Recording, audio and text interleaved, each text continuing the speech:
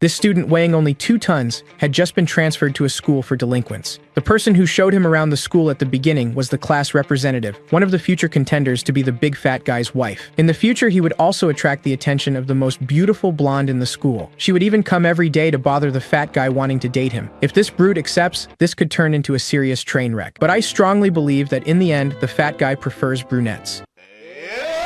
In the cafeteria, several delinquents wanted to harass the hot leader of the first-year class. They even pushed her, but our giga fat guy saved her. Our hero doesn't wear a cape. He weighs 2 tons. This made the guys furious. So they came back again to torment him. But with just one cold look, they all shit their pants. Peace had returned to the fat guy. However, another problem had arisen. He caught the attention of a big fish. After breaking the hierarchy at the school, he would be punched in the face as punishment. At first, he thought the guy was very slow, so he dodged easily. The punch that was about to come next would break some bones. But remembering the promise he made to his mother to graduate peacefully, he stopped and was hit square in the face. He even pretended to be hurt, but it was all an act. The girl wanted him to go to the infirmary, but he hadn't even felt that punch.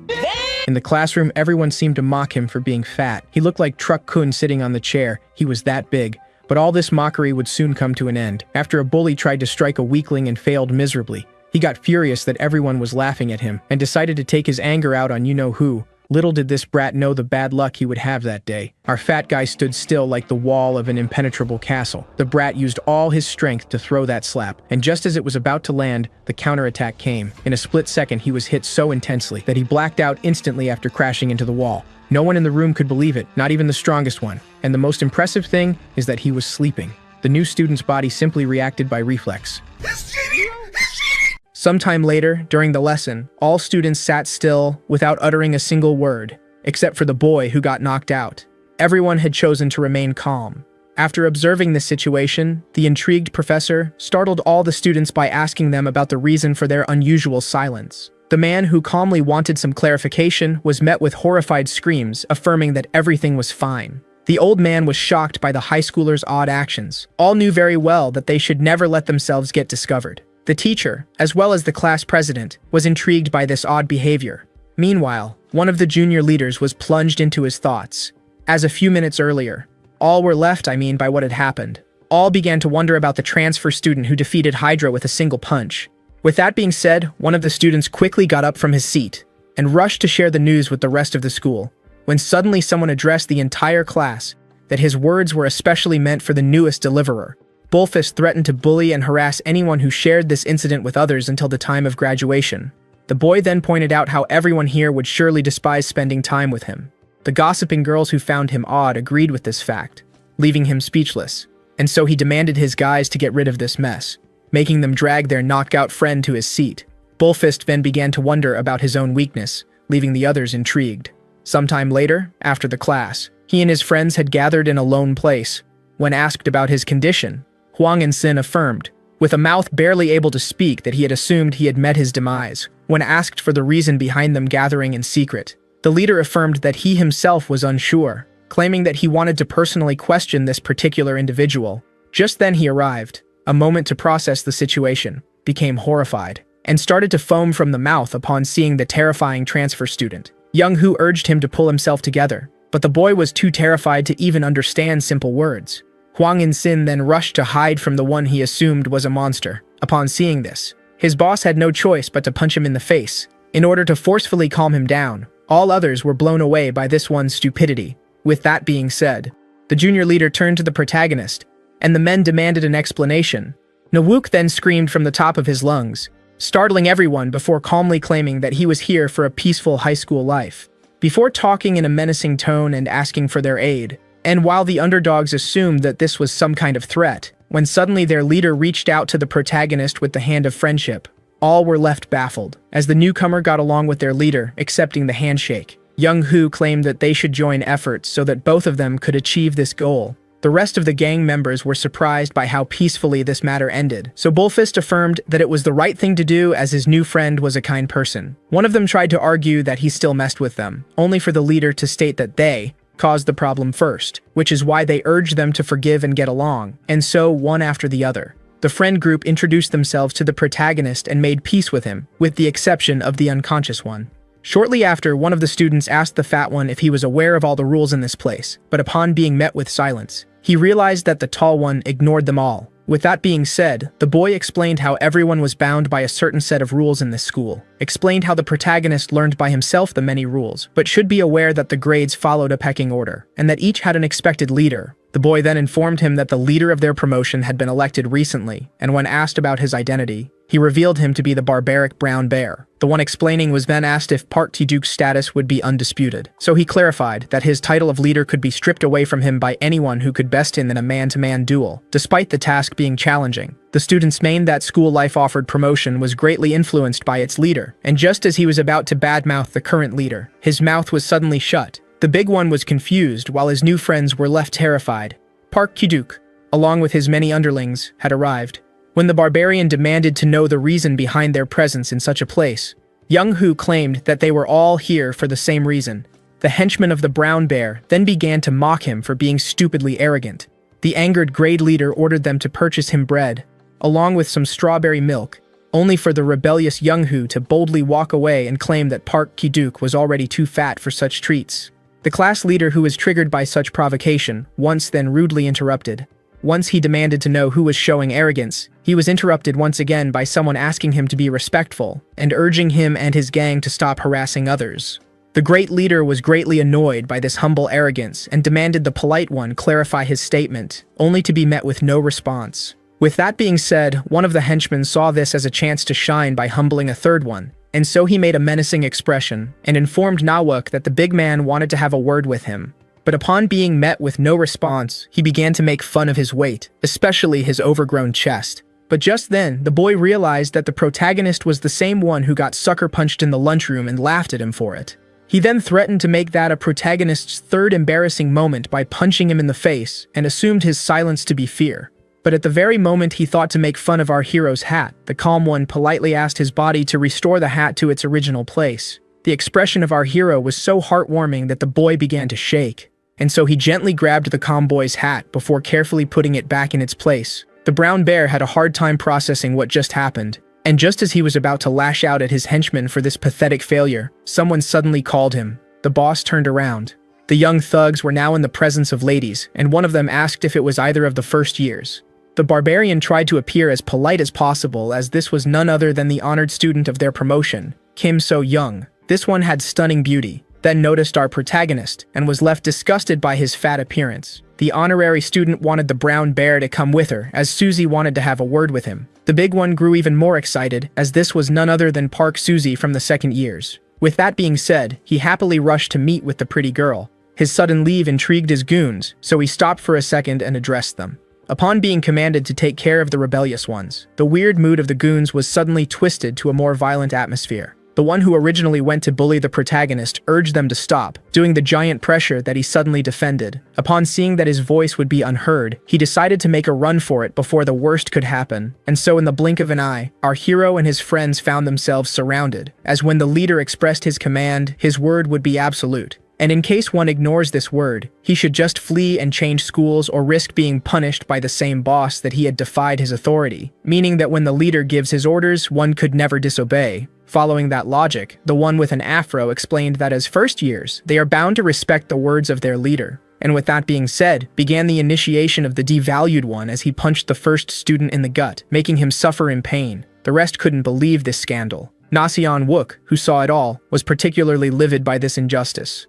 The henchmen then began to make fun of the dark looks given to them by Bullfist. But just as the afro pointed out that they had their hands tied, he was suddenly interrupted by none other than the protagonist, who, despite having a hard time following the rules, affirmed that someone who harasses others was in fact an enemy.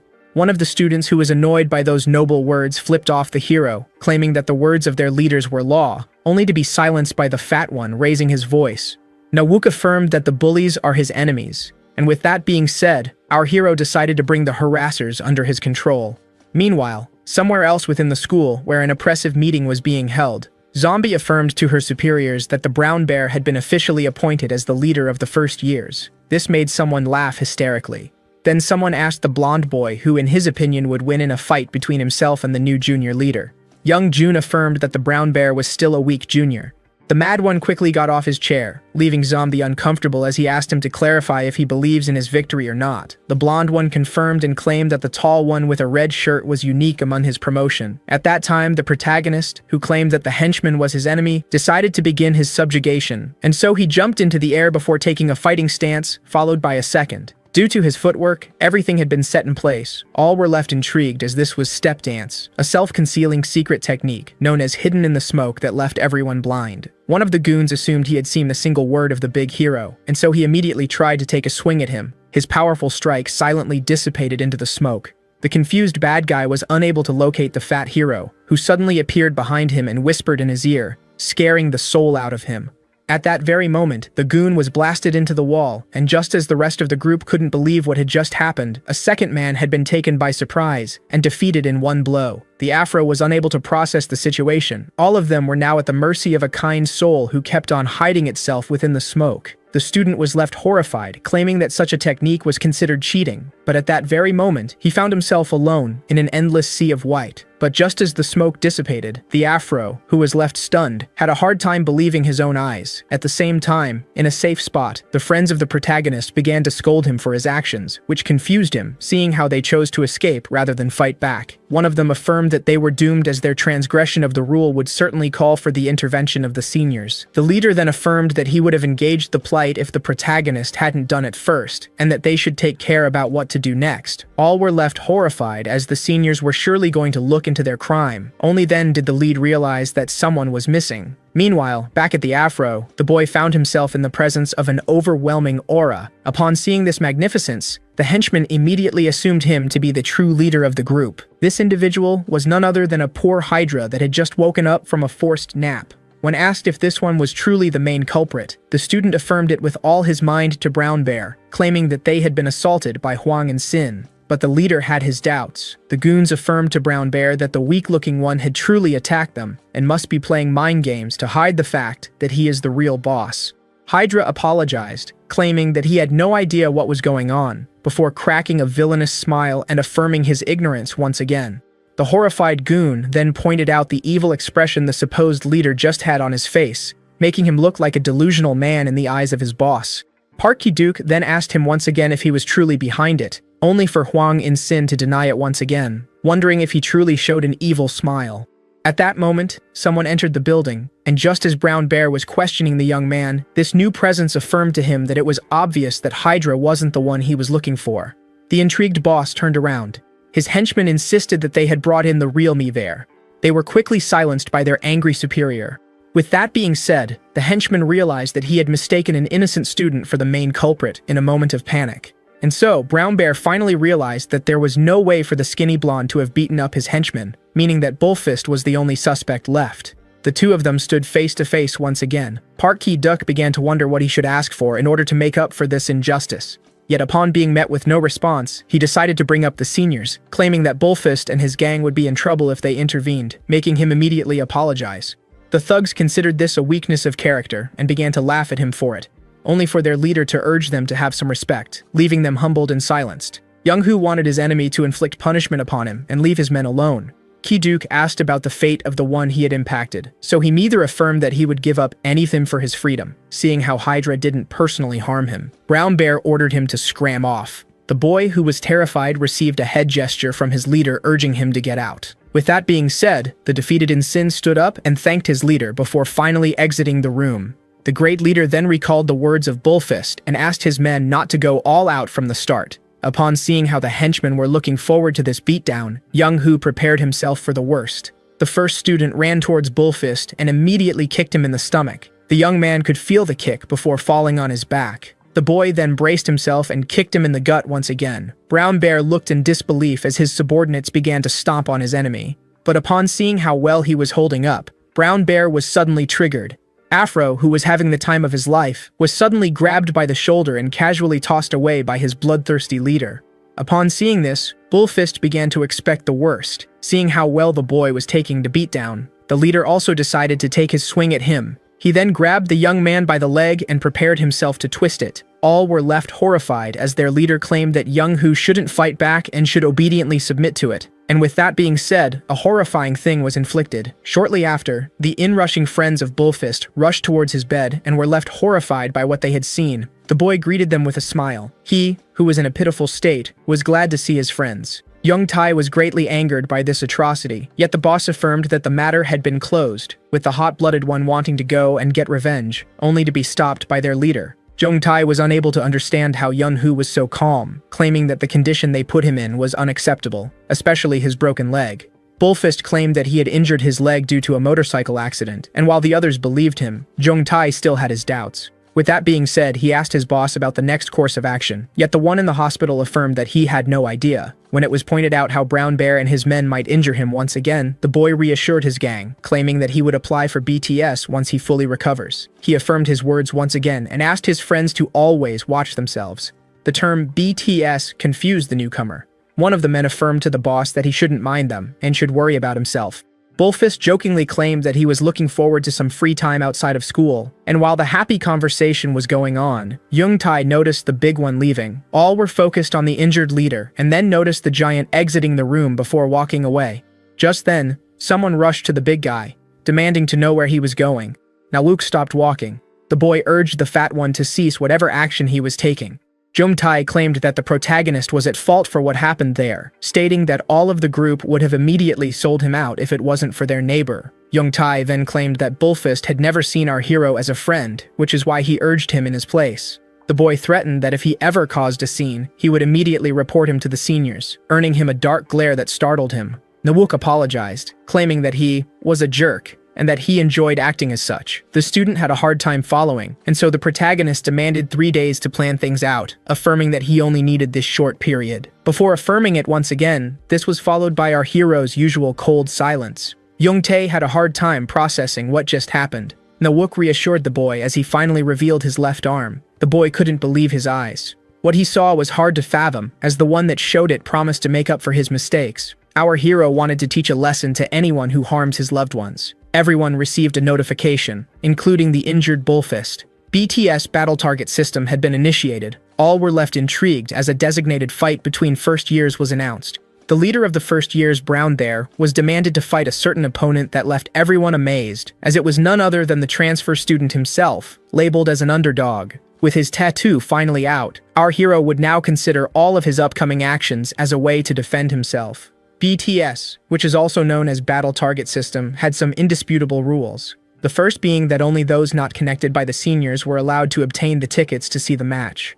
Rule number 2 forced any great leader to immediately accept the challenge if it is proposed by an underdog who is allowed to only fight each nominated leader once. The third rule implied that the fights would be conducted unarmed and in all fairness. Rule number 4 stated that if an underdog became leader, all of his peers within the same grade had no choice but to submit to him. The last rule implied that the final and ultimate judgment belonged to the king of the school.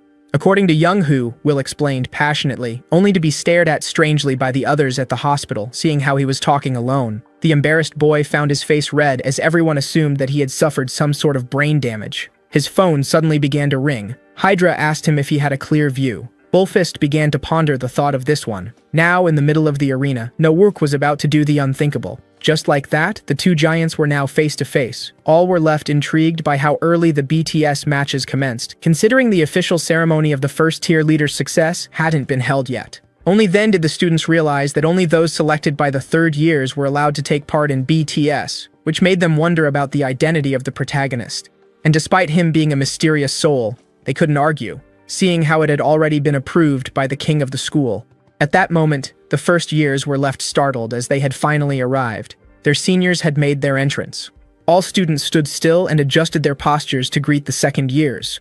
Oh Chang-seok, the 98 boss and the strongest among the second years, annoyingly demanded to know the reason behind the chaos. Zombie pointed out that the entire school was in shambles while his friends stood silent. Susie gazed at the menacingly calm giant and was left baffled by him, as he was the kind of man she liked. Upon falling head over heels for the protagonist, the girl suddenly ran away to her classmates in treatment.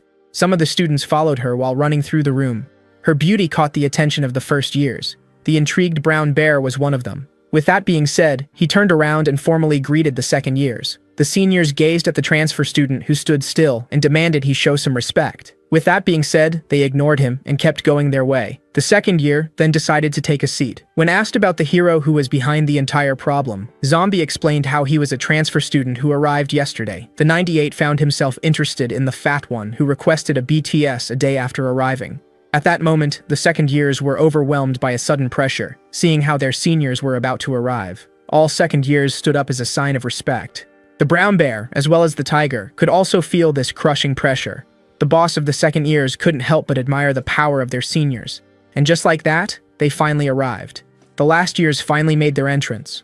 Oh Chang-seok urged his men to immediately stand firm and still to form an agreement with the third years. All saluted the seniors with one strong and united voice. Number 4 found this greeting to be too loud, while number 6 pointed out how long it had been since the last BTS. Number 5 seemed tired, while number 3 remained unfazed. Kim Tae-hee pointed out how hard it was to see Chang-seok, the leader of the second years, tried his best to be humble. He leaned a little forward to see ahead and was left horrified as this one person stood among the third years. One step from this individual, and the entire school began to tremble. This powerful presence was none other than the leader of the third year, Ma Seok-pil, who is also known as King. With that being said, the ruler of the school finally made his entrance. All immediately regained their seats, including King. All were left intrigued by this person, as he was the one running the school. No one could avert their eyes from his stunning looks.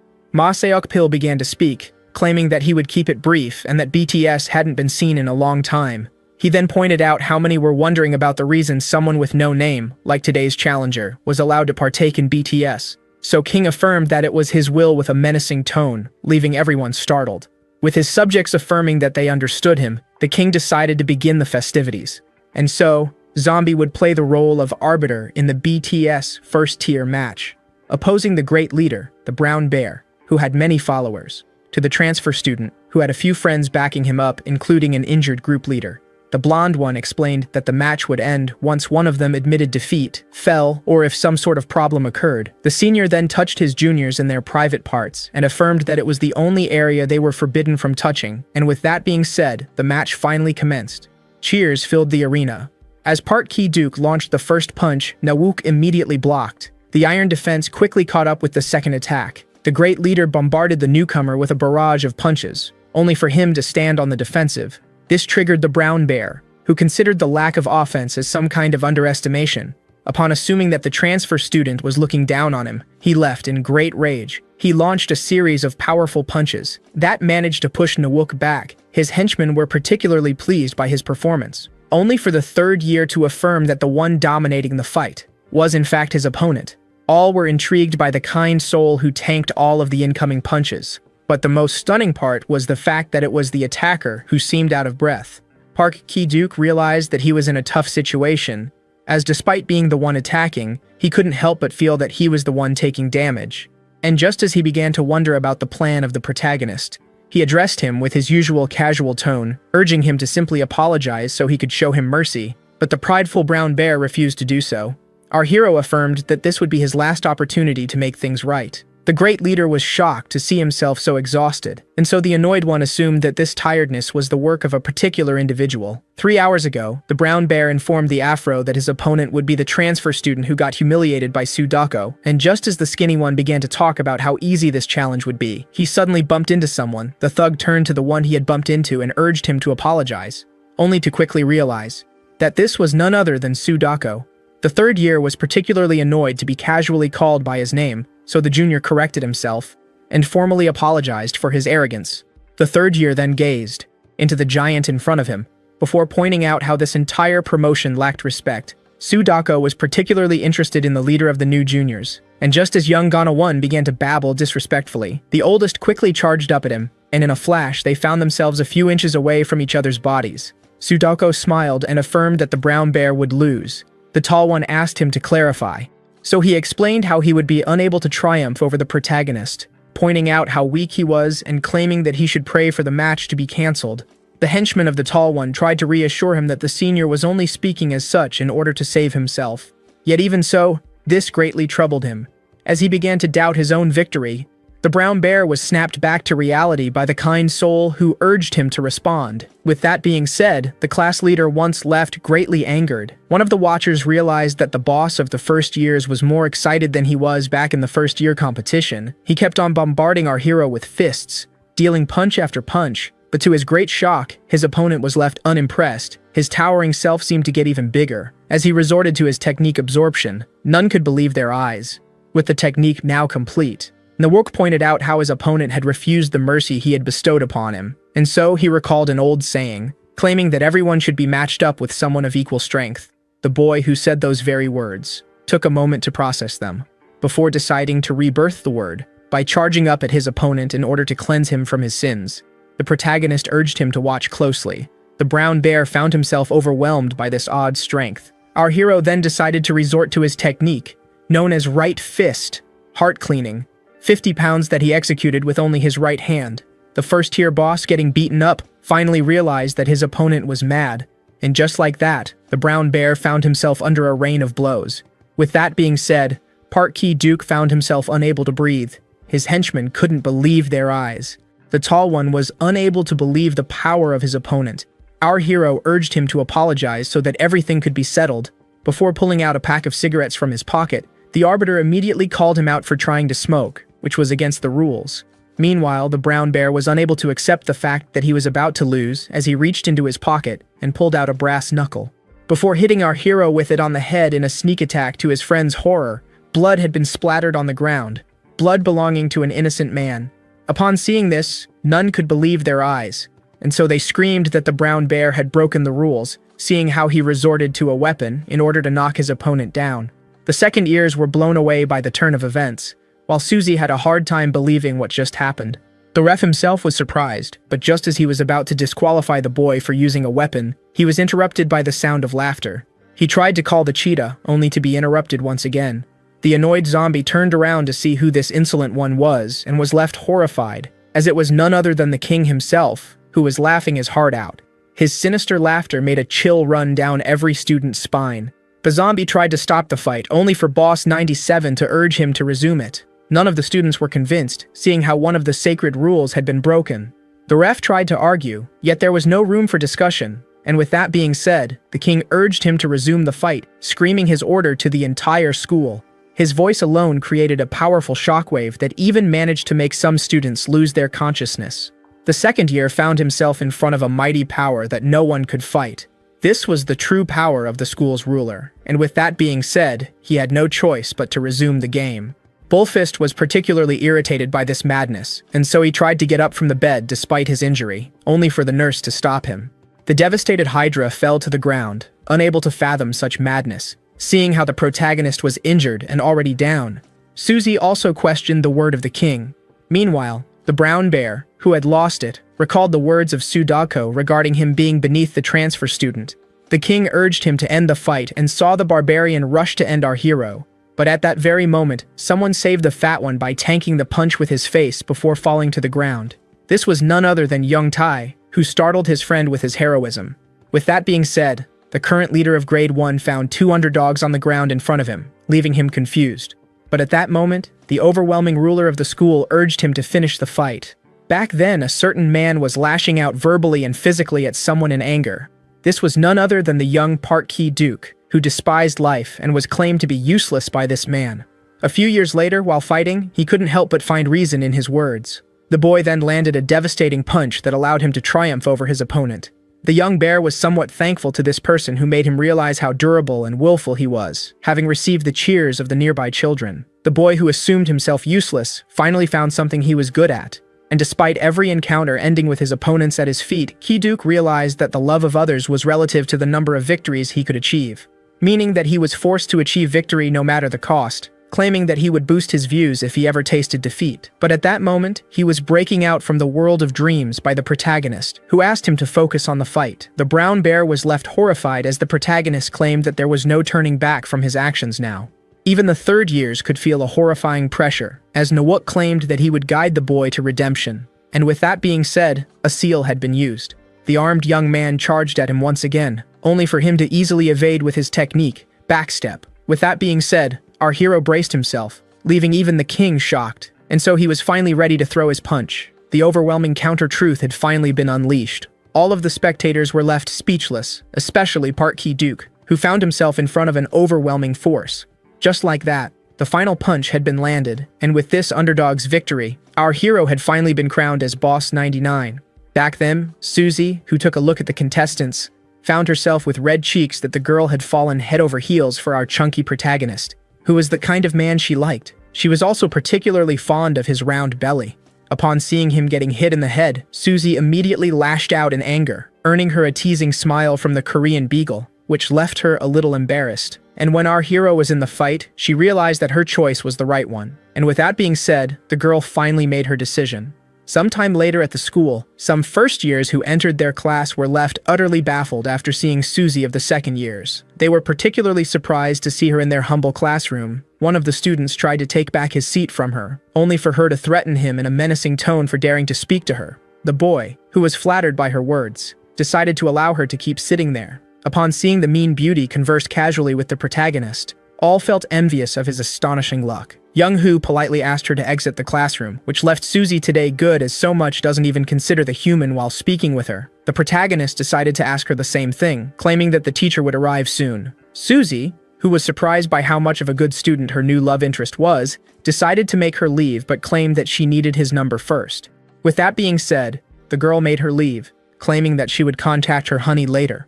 All boys found themselves drowning in jealousy upon hearing the beautiful Suzy refer to the class leader as such.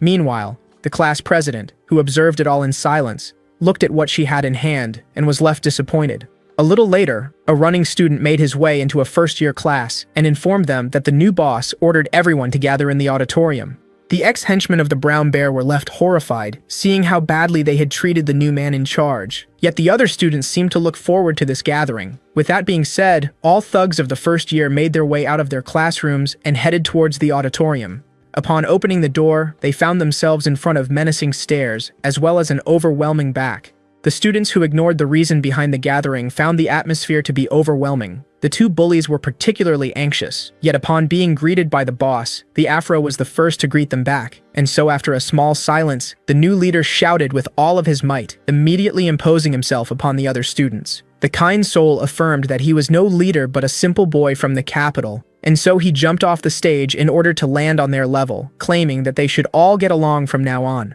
The thugs had a hard time following. Nawook explained how he didn't want to be their boss but their friend instead. Bullfist was particularly pleased by this kindness. He wanted them to see him as someone who could help them in times of need, claiming that they would surely be forced to one day rely on one another. He then claimed that everyone was useful and that they should live their lives with purpose from now on before forbidding them from robbing other kids. Nawook then asked them to always remember that one should be placed against an opponent of the same level. In the end, the gentle giant claimed that they should all repent together in order to graduate in peace, and asked all who agreed with him to scream, "I." With that, he took a deep breath and shouted it first, only to be met with a confused silence. Some of the embarrassed students assumed that it was some sort of battle cry. Only then was it screamed by Young Tai, followed by Young Hu as well as Huang In-sin. The entire class of our hero responded positively to his demand, and with that being said, all except the forcefully shouted "I" in front of their new leader, who was left satisfied. The boy realized how much of a kind soul the protagonist was, claiming him to be a gorgeous person, unlike him. Young Tai began to look up to the boy from the capital, and just like that, Nawook had gained an army of new friends. 7 days had passed since then. First-year thugs had stopped bullying the weaker ones. The nerd affirmed to the two students that he was a rank at this game, making the two of them urge him to add them as friends, which was a perfect example of the peace that installed itself among the junior promotion. Suzy asked the hero if he had something to do after school. She proposed to go grab lunch, or even go to karaoke, as well as suggesting going into a DVD room, leaving everyone jarred, only for the fat boy to affirm that he had an appointment, leaving Suzy with a dark expression, having realized that he was going to see another girl. But to her shock, the boy affirmed that it was a study date. Nawook wanted to study with the class president today. The girl immediately turned her head to see who he was talking about, and upon following the gaze of the other students, she found herself looking at a nerdy girl focused on her studies. With that being said, the second-year love interest wanted to go study but demanded a date from him, claiming that they should go on one tomorrow. Bullfist affirmed that he and his friends had already reserved the bus for the next day, leaving the girl irritated. Susie even claimed that he would be in big trouble if he ever bothered her again before shooing him off. Young-Hoo's friends began to pity him, seeing how unpopular he was with girls. That same day after classes, the class president found herself with the new grade leader. Kame Min-ju then claimed that her presence might cause trouble, leaving the boy intrigued. So she explained how them being together wasn't pleasing their senior. The class president wanted to avoid any misleading situation, seeing how she was only here to tutor the transfer student. She then tilted her head only to see the gentle giant looking at her weirdly. Just as confusion began to settle in, he suddenly patted her head and affirmed that she was adorable, leaving the girl with a blushing face as she urged them. Shortly after, inside a cafe, the class president was giving the protagonist some English lessons. But as she kept on tutoring our hero, he suddenly began to yawn. Upon seeing this, the girl decided to stop the lesson for today, which the boy had no problem with. With that being said, they decided to make their leave. But while grabbing her stuff, the girl noticed the items in her backpack. She then gave the medicine to the protagonist, seeing how injured he was due to his last fight. She struggled to explain herself, only for the boy to affirm that his senior had already offered the same medicines to him, and so the class president decided to take them back. But upon seeing how sad the girl seemed, our hero placed the plaster on his head, expressed his gratitude for the medicine, claiming that he shall use it while leaving her overjoyed. With that being said, our heroes decided not to tarry any longer, in order to catch the train. Meanwhile, the past goons of Kidok struggled to contact him. One of them asked the Afro about his opinion regarding the new boss. The third one pointed out that he was a kind person whom they could get along with, yet the boy had a hard time believing it, as he brought up the glorious era that they had under the brown bear. But at that moment, the student bumped into someone. Afro immediately apologized for his carelessness. The thug decided to make a scene, claiming that his arm was hurting a lot, leaving the boy to apologize once again before making his leave. Only then did the grown man demand the boy to come closer. Afro realized that he was in a tough situation. His friend urged him to keep it peaceful, as fighting for nothing could only bring problems. The boy had no choice but to resonate with that logic as he apologized to the man once again. This one began to mock him for acting so politely, before claiming that this entire generation was deprived of manners. His friend tried to intervene gently, claiming that it was a mistake on their part, only to get suddenly punched by the grown man for apologizing on behalf of his friend. Upon seeing how violent this bully was, Afro decided to attack, only to miss and receive a kick in the stomach. As the boy fell to the ground, the man began to mock him. He then urged his friends to help him jump the high school student. And with that being said, the young thug found himself under a rain of flip-flops, as they kept on insulting and hitting. He then spotted a brick nearby and decided that he wouldn't take it anymore. At that moment, the friends of the boy restrained the adult, and so, in a burst of adrenaline, the high schooler went for the kill, which his friends didn't expect, when suddenly, a hand stopped him. The angered boy turned to see who was interfering and found it to be his senior, Su Dogko, the one wearing a tank top once left infuriated that he was about to be hit with a brick, only for Dogko to claim that he had already contacted the authorities. With that being said, the grown-ups had no choice but to leave defeated, as the high schooler demanded them to scram, seeing how they knew what was best for them. A few minutes ago, while working at his job, the third-year student spotted a nearby fight. Upon recognizing some of his juniors partaking in it, Su Dako claimed that they had nothing better to do. Only then did he realize that the one lying on the ground secretly grabbed a brick. Having realized what he was planning to do, the senior had no choice but to rush in order to prevent a murder. Later on, the juniors thanked their senior, who affirmed that it was nothing, only for them to bow down and thank him once again. Afro raised his hat to see if the senior was still there. Sudoko decided to speak, but as the terrified juniors expected punishment or scolding, he just advised them not to ruin their lives with a single action, leaving them deeply thankful. With that being said, the third-year student finally walked away. Sudoko then realized that he had just acted like an old man, only to be called in by his boss, who urged him to hurry, making him rush back to work. With that being said, the boys decided to go back home after a long day. Later that evening, Afro asked the others in the group chat to enjoy their night while he searched for the missing leader. Only then did the high schooler spot a girl with 3 boys. Upon realizing that it was a familiar figure, he was left particularly annoyed, seeing how he had asked her time and time again not to bring her lovers near his house, only to be left horrified upon realizing what was happening, as the 3 hitting on her were no strangers either. The girl immediately got away from them as she urged the boys to stop their nonsense. The man, who was greatly angered by this rejection, decided to resort to violence, only for the Void to suddenly intervene and take the slap on the girl's behalf, making her surprised at how quickly he had appeared. The annoyed thug began to wonder about the identity of the party pooper, only to realize, upon taking a good look at him, that it was the same high schooler he had beaten up before. This greatly angered him as he assumed that the minor was a stalker. Afro urged them to go away, claiming that he had already contacted the authorities, which left the delinquent even more enraged, seeing how the boy assumed that bringing up the cops would be enough to scare them off. And with that being said, he kicked him in the stomach with all his might, making him fall in pain on the ground to the girl's horror. The high schooler desperately tried to get up. The girl screamed at the delinquent for what he had done. Seeing how annoying these two were, the man decided to take care of them, starting with the girl he launched himself at, only for the boy to intervene once again and shield her with his body for a second time, making him fall on the ground just like last time. The thug was left angered once again by the high schooler, and so he ruthlessly kicked him in the face before starting to stomp on him, now under the feet of the delinquent. Just like last time, the young man found himself very annoyed. At that moment, he spotted a rock nearby. Upon seeing it, the first thought that came to his mind was to use it as a weapon in order to finally terminate his bully. Only then did he remember the wise words of his senior. The boy was greatly irritated upon remembering something so rightful at his lowest moment. Only then was the sound of a whistle heard. The delinquents had finally been spotted. Seeing this, they immediately decided to flee the scene. But while they ran away, the officer ran towards the boy. He quickly checked up on him, so Afro affirmed that he was unharmed before thanking the man for his concern. The girl was baffled to discover that he had the ability to express gratitude, which left the beaten-up one greatly annoyed. Even so, he decided to drop the matter and urge her to go back to their home. The lady then held her savior's hand as he requested dinner, which made her scold him for not having eaten anything the entire day. The next day at school, the young man told his friend about his late-night adventure and began to complain about the bad luck he had. At that moment, one of the three was left alerted, as the boss along with his friends were heading their way, and so the three of them corrected their posture and stood out of the way. The boss along with his men passed by them. Afro then opened his eyes to see if the one in charge had finally left, only to find the gentle giant gazing into his soul. The scared boy asked if there was a problem. Boss 99 affirmed that they didn't have to stand aside. Afro was left confused, as the protagonist explained that such things shouldn't be done among friends. He then addressed the boy known as Daoku, baffled to see that the boss knew his name, asking him about his injuries.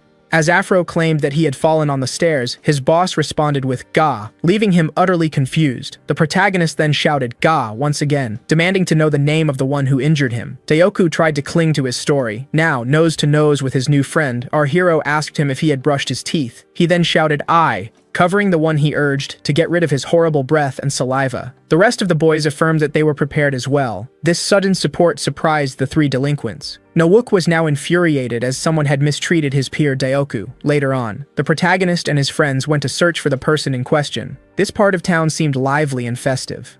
Hydra came rushing and asked his friends if they had heard a certain noise. The boys were left intrigued, and so he affirmed. It was the sound of his young blood pumping in this magnificent and pleasurable place. Just as he went running, claiming that he would get home late, he spotted a beautiful lady. Hydra immediately approached her.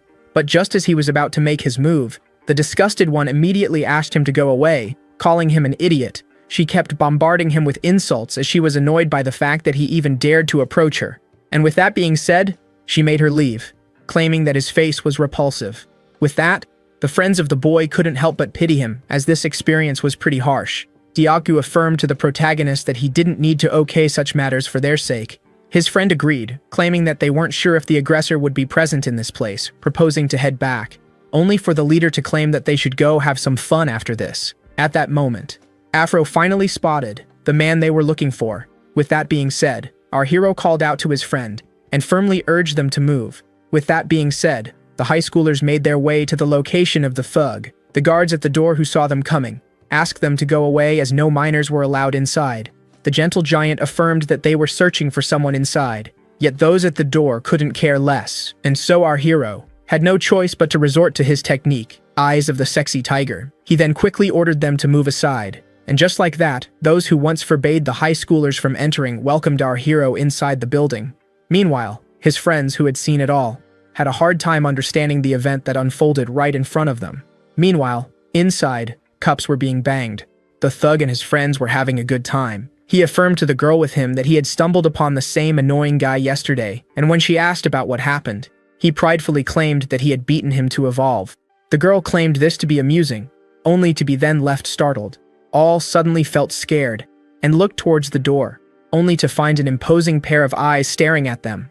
With that being said, Boss 99 entered the room. Upon seeing the afro, the grown man recognized the high schooler and immediately began to laugh at him, claiming that he must have gone crying to his friends. Daioku began to feel uncomfortable. His friend affirmed that they only demanded a simple apology from him. The girl immediately began to mark our hero. Hopefully, she asked him with imposing eyes not to interfere in this matter that doesn't concern her. Just like that, the lady found herself blushing at a minor. Upon seeing this, the thug slammed his scalp onto the table. His friends began to fear the worst. The man had been greatly irritated by the fat high schooler, whom he urged to go away, but upon being met with no response, the man had no choice but to repeat his words. Naseon Wook affirmed once again that they just wanted the man to truthfully apologize to his friend, yet the delinquent couldn't help but see this as a bunch of nonsense. Having had enough, the grown man decided to take a swing at the high schooler. With that being said, the gentle giant decided to resort to a secret technique in order to reinforce his abs, in order to protect himself from the incoming punch, and break the arm of the thug in the process. The man found himself cursing in pain. Our protagonist looked at his friend and explained to him that the thugs didn't want to give him the justice he deserved. With that being said, he affirmed that he and the rest of the game could get violent for his sake. The afro had a hard time believing it. Boss 99 explained that he considers his friend like his own family, meaning that they should always help each other out. Our hero affirmed to Daioku that he sees him as family. With that being said, the boy pointed out how useless he was and how much of an idiot his boss is. With that being said, Afro expressed to the soul boy gratitude from the bottom of his heart as he finally acknowledged him as his true leader. And so, after a quick fist bump, Nawook asked his friend if he was aware of their next action. The boy cracked a smile and affirmed that they shall guide the thugs to redemption. With that being said, the one with a broken arm found himself in front of the protagonist using his technique, Predator. Just like that, the high schooler emitted an aura that overwhelmed the present adult males. This technique used by the minor had another effect on the grown women. The friends of the gentle giant realized that the action had already started. The thug found himself greatly annoyed.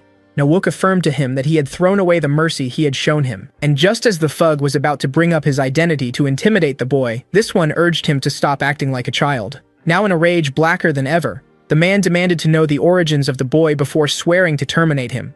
Our hero affirmed to him that he doesn't need to know such information, seeing how it was the grown man who had made a mistake. The thug grew even more terrified. Nawook then explained that even if one was unable to live like a saint, he should avoid causing any trouble to others. Just like that, the gentle giant kindly advised him to get a fresh start. When suddenly someone came in asking for Jinsu, the high schoolers were left intrigued as a bunch of men that resembled a gang suddenly appeared. The thug began to laugh, claiming that his attackers were now doomed. As the one smoking asked for Jinsu once again, Hydra found himself startled, as he and his friends had now been cornered by the men in suits. Just then, someone came from behind the man. This one was intrigued by the many minors in the establishment. Huang and Sin began to sweat bullets as this one approached. Even Jung Tai and Young Hu were left alerted. With that being said, he finally stopped. The giant man, who presented himself as a graduate from Gukyang from the 94 promotion, demanded the high schoolers to present themselves. The boys realized that they were now in a tough situation, as this one was someone from an old promotion who had graduated from their high school, and just as they began to argue whether begging could save their lives or not, the man pointed out their silence and was immediately angered by it. Jung Tai tried to claim that they were only walking by, yet the man had a hard time believing him, seeing how he was inside a building forbidden to minors. With the negotiation being a total failure, the one in charge gave his orders, asking his men to wrap up the intruders. The grown-ups began to look forward to the chance of beating little boys, who realized that they were in a tough situation. Bullfist realized that any wrong movement could pull them into deeper trouble, which is why he asked the protagonist for a plan. The boss emerged from the door, took a short moment to analyze the situation. Afro affirmed to him that they would follow him regardless of his decision. His two friends affirmed that they were all prepared. Hydra was particularly fired up. Jung Tai, who agreed with them, asked the leader to give his command. All looked forward to the decision of their friend, who cracked a gentle smile. Now Wook explained that conversation was currently useless, which is why they should resort to violence first before asking his men to not cause any damage out of proportion. And as the leader shouted, "Aye!"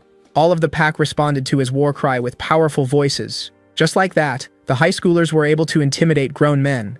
Upon seeing this, the boss was particularly angered as these were no more than simple minors. And so, the one from 94 ordered the attack, making his forces snap back to reality and charge at the children, who decided to face them fearlessly. Just as one of the men was about to make the first punch, he was met with a door in the face. The waiter who entered the room was none other than Sudako. The juniors were left intrigued as they had stumbled upon their senior, who found them in an unexplainable situation. Seeing how their intruders recognized the server, the henchmen immediately assumed him to be part of their gang. The senior was facing trouble once again due to his juniors, as the 3 guards immediately charged at him. The alerted third year immediately dodged the first punch. He kept on evading without raising his fists. Sudako demanded to know the reason behind this aggressiveness. He then dodged a punch that landed on his plate, and just like that, what was on it broke down on the floor.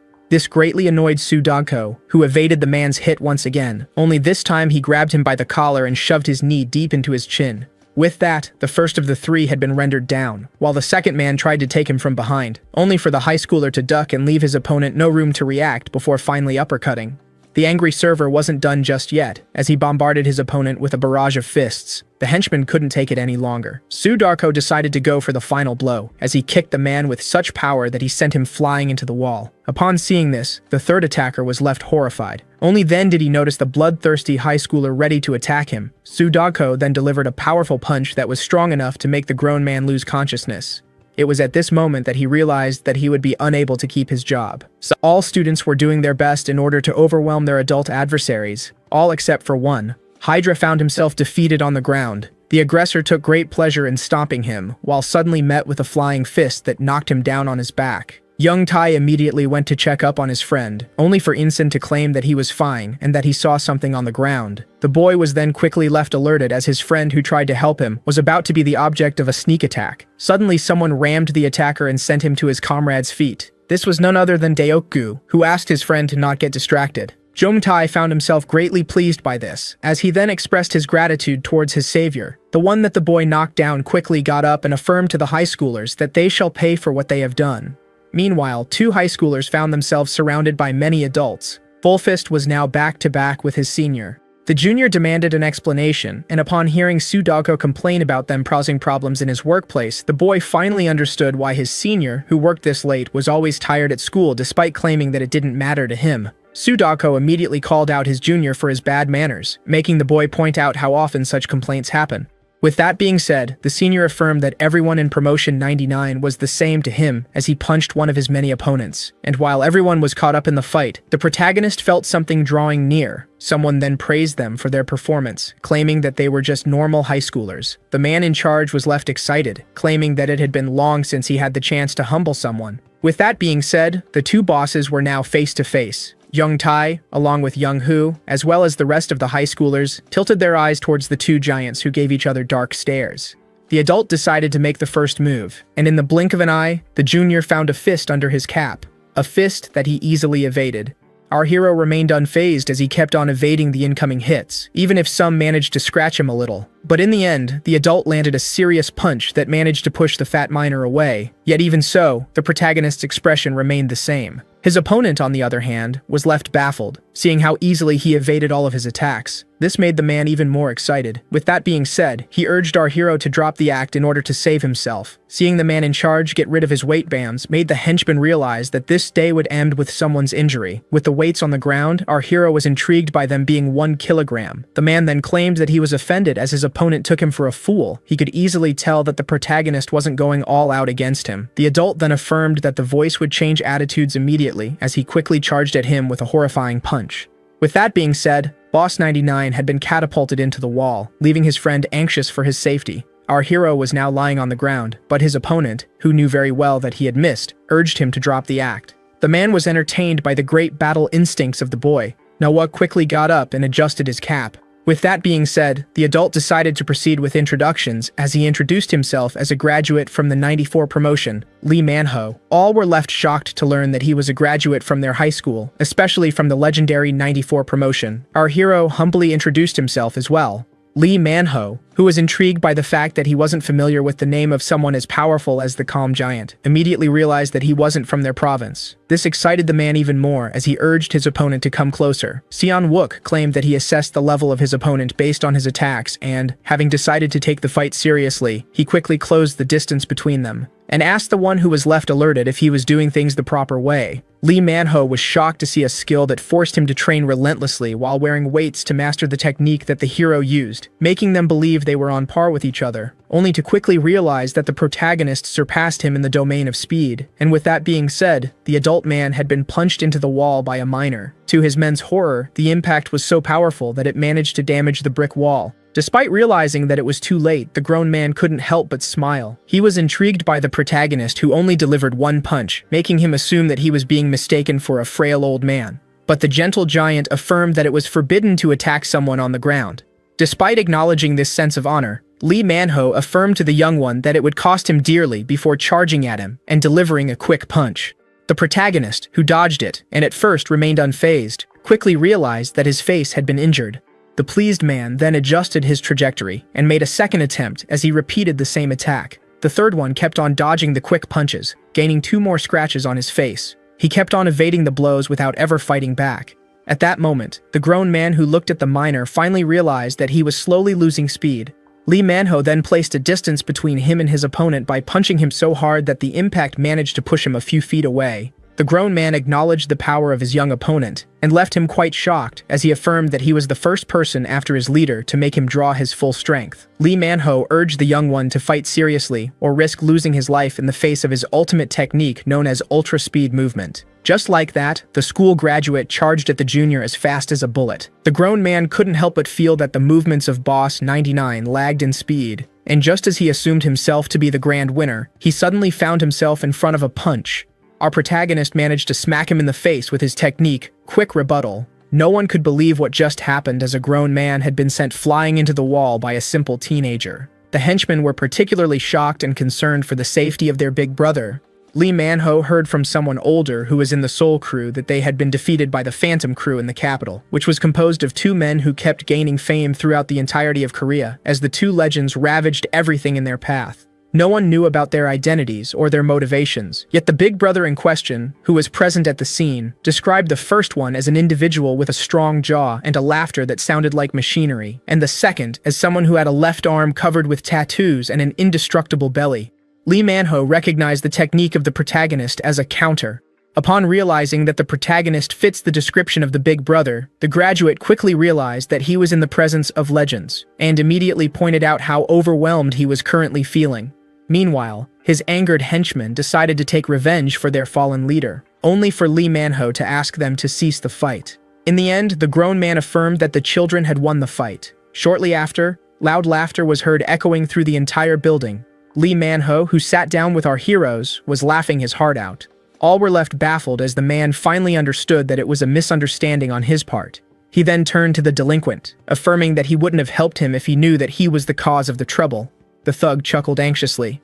The man that many singly looked at him as he stated that he wasn't a shield to abuse. Upon hearing this, the thug was horrified. He immediately apologized with a shaking voice. Lee Manhwa ordered him to stop his foolery and live an honest life, making him apologize once again. The man in charge then affirmed to him that it was the high schoolers who truly deserved an apology. And with that being said, after looking at the one he wronged so much, the man finally apologized, claiming that he exerted his anger foolishly due to the couple of bad days he just had. The boss approached the Afro and claimed that since this matter concerned him, he was to make the final judgment. With that being said, after taking a short moment to think, Dayoku claimed that he was satisfied with the apology and urged the man to stop causing problems on his block.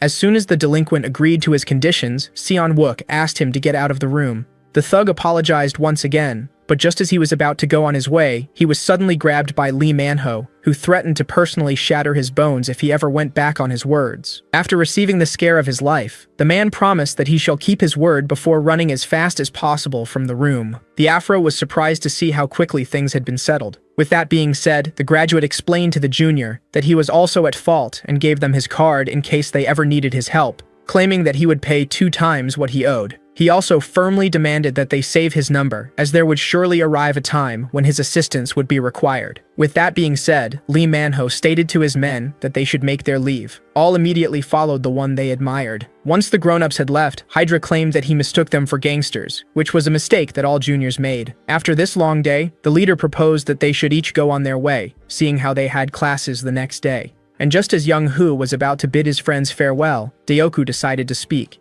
He and his two friends bowed down in respect, while thanking their peers for their help. At that moment, Bullfist claimed that they should show their gratitude by giving them some time inside the computer room, but just as the Afro affirmed that this would be impossible, all were left disappointed. The leader decided to speak and inform them that friends shouldn't be so formal with each other. Young Tai then asked about their senior, who went to his other job, according to Bullfist. While on his phone, Lee Manhwa was left greatly pleased as his boss had called at the right time. Meanwhile, at school, inside the conference room, a meeting was being held. The present second years looked uneasy. The third year seemed troubled, but their boss was the one that was mostly angered, seeing how the seats of their juniors were empty. One of the final years claimed that the freshmen were reckless and didn't bother to show up to meetings. Another one of the strongest claimed that they needed to be taught discipline as they were bad at collecting funds. He then turned to the 98 boss, who affirmed that the first-year transfer students he was acquainted with should arrive today. When asked if they were reliable, Chang Seog took on a dark expression before finally letting out a smile. Meanwhile, in the hallway, a boy and a girl were peacefully roaming inside the school. Both of them seemed at ease. Boss 98 reassured the rest of them, claiming that they shall soon reclaim control over the position of junior leader. Guys, that's the end of the video. If you liked this video, please leave a comment in the comment section. Also subscribe to the channel and hit the bell icon. Like the video and share it too. Thank you for watching and see you next time again.